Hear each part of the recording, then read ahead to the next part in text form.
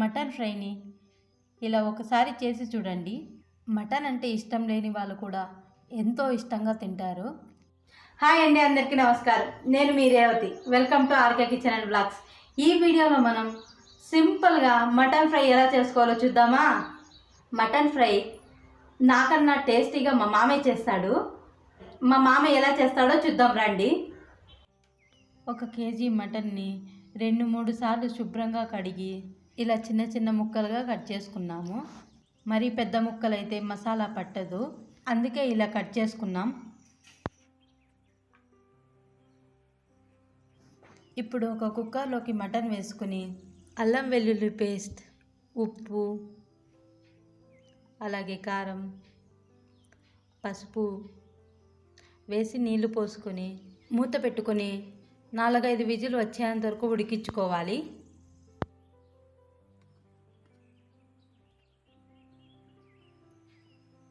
చూసారు కదండి, ఇలా ఉడికించుకున్నాం. ఇప్పుడు ముక్క 80% ఉడికిపోయింది. మిగిలింది ఫ్రై చేసుకున్నప్పుడు ఉడుకుతుంది. ఇప్పుడు స్టవ్ వెలిగించుకొని ఒక బాండ్లీ పెట్టుకుని అందులోకి ఆయిల్ వేసుకోవాలి. ఇప్పుడు ఆయిల్ వేడయ్యాక ముందుగా కట్ చేసుకున్న ఎర్రగడ్డలను వేసుకోవాలి. ఇలా బాగా కలుపుకోవాలి.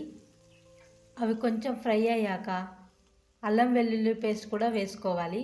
ఇప్పుడు ఒకసారి కలుపుకొని ముందుగా ఉడికించుకున్న మటన్ని నీళ్ళతో సహా వేసేయాలి.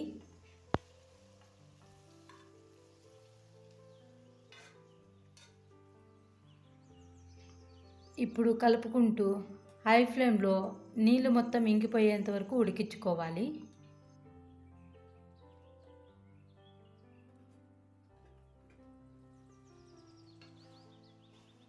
ఇలా మధ్య మధ్యలో కలుపుతూ ఉడికించుకోవాలి, లేదంటే అడుగంటుతుంది.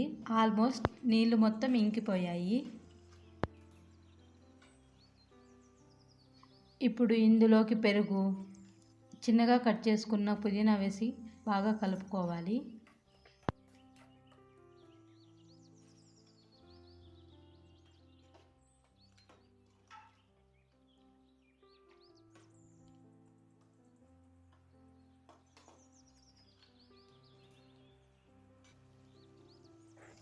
అలాగే 2గా చీల్చుకున్న పచ్చిమిర్చి, కరివేపాకు వేసి బాగా కలుపుకోవాలి. మటన్ ఫ్రై చేసినప్పుడు ఇలా కలుపుతూనే ఉండాలి, లేదంటే మాడిపోతుంది. ఇప్పుడు ఇందులోకి ఉప్పు, కారం, ధనియాల పొడి, గరం మసాలా, 2 స్పూన్లు మటన్ మసాలా వేసి బాగా కలుపుకోవాలి.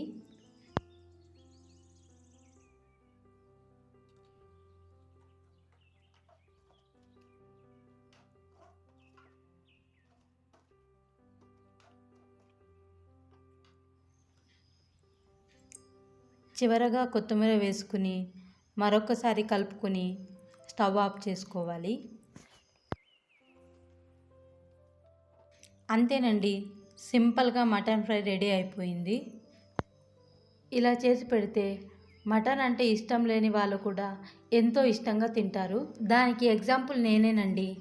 మటన్ అంటే ఇష్టం ఉండేది కాదు, ఇలా చేసి పెడితే ఎంతో ఇష్టంగా తింటాను. మీరు కూడా ఇలా ఒకసారి మీకు ఇష్టమైన వాళ్ళకి వండి పెట్టండి, వాళ్ళు ఎంతో ఇష్టంగా తింటారు.